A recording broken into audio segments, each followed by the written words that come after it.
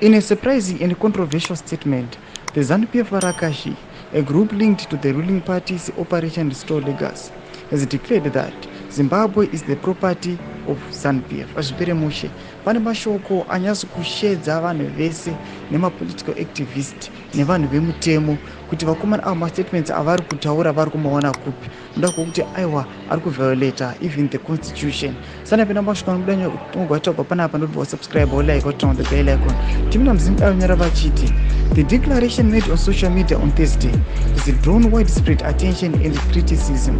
The post boldly stated, Zimbabwe belongs to ZANU-PF. ZANU-PF ndiyo ine ma-title deeds eZimbabwe.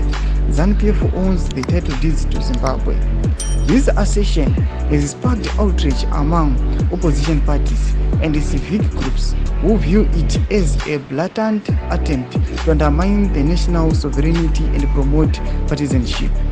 Critics argue that such claims reflect an ongoing narrative by ZANU-PF that prioritizes party allegiance over national unity and democratic governance. Many are calling for a re-evaluation of the party's influence on national affairs and an increased focus on inclusivity in Zimbabwe's political landscape.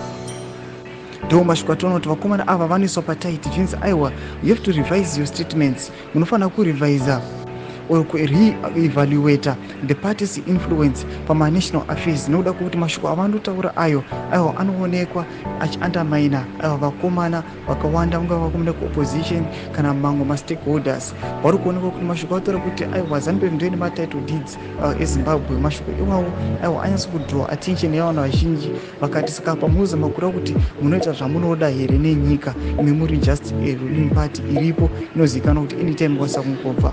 Tudze mafunguro enyu muri kudii pamusoro pechitiko ichi. Pera comment section medu, musana subscribe or like and turn on the bell icon.